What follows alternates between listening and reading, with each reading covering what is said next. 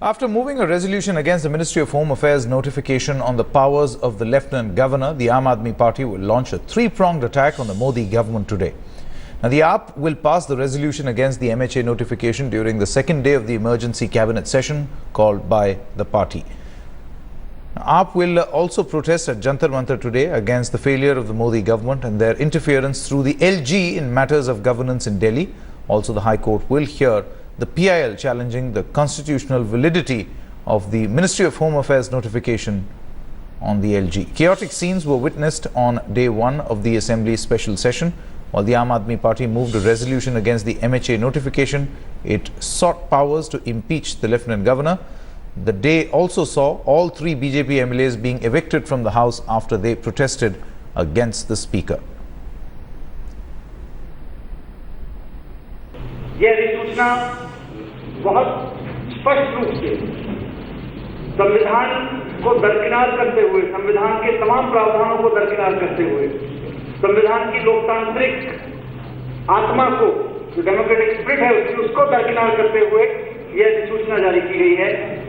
एक तरफ तो दिल्ली की सरकार, इस विधानसभा से बहुमत प्राप्त सरकार दिल्ली में भ्रष्टाचार को कम करने की कोशिश कर रही है, उसको रोक रही है। दूसरी तरफ दिल्ली सरकार की इन कोशिशों को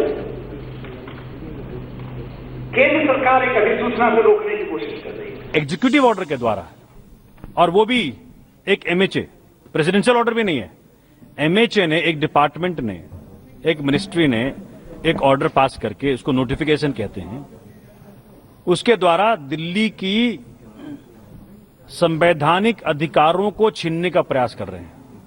तो ये तीन डिमांड हमने कहा है कि ये पहली तो दिल्ली सरकार ना माने, दूसरा ऑनरेबल प्रेसिडेंट मूव करें as a presidential reference to honourable supreme court, और तीसरा कि माननीय सांसदों को भी इसका कॉग्निजेंस लेना चाहिए। It seems what you're tactically trying to do is to up the ante against the central government. Why are you suggesting something that can't be done? Well, Rahul, to start with, I don't think there is any question of upping the ante. I have just stated what exists and what has been stated multiple times by various benches of the Supreme Court, and more importantly by the Sarkaria Commission reports. Clearly, Section 155, 156 of the Constitution allows for impeachment of the President of India by the Parliament in congruence with the fact that the will of the people is supreme, and if the Parliament feels that the President has been unable to discharge his duties, the impeachment motion can but be moved others, against that's him. not in the case of a semi-state like Delhi. This article does not apply to the capital. You know that. No, that is what I'm trying to clarify.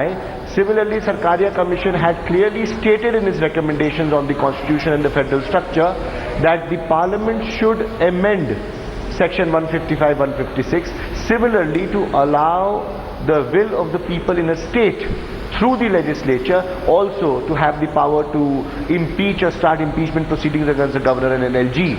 And that is exactly what I have stated. I have stated that currently I understand that there is no provision in law or in the Constitution. We have only wanted, and I only want to move a resolution asking the Assembly to ask the Parliament to look at. But others, things are a certain way. You knew the way things were when you went to the people, when you got this mandate. Now, by making all these grandiose claims, you are seeking to upset the apple cart. Governance in Delhi is suffering. Would it not be better to focus on the challenges of governance and try and solve people's problems instead of trying to create a utopian world, which obviously will not come about, and then you'll have an excuse for not being able to get things done, others? Rahul, that is something that we have been doing, and in fact yesterday we completed 100 days of our government, and we have stated that in those 100 days we have been able to fulfill promises in our manifesto which many governments don't do in 5 years.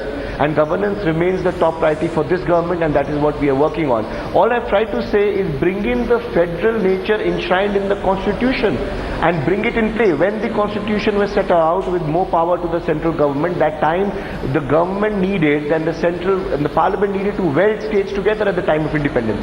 Today, in this age of constructive and cooperative federalism, as the Prime Minister himself says, it is extremely important that why should the governor of any state be at the whims and pleasure of the President and therefore the Prime Minister of the country?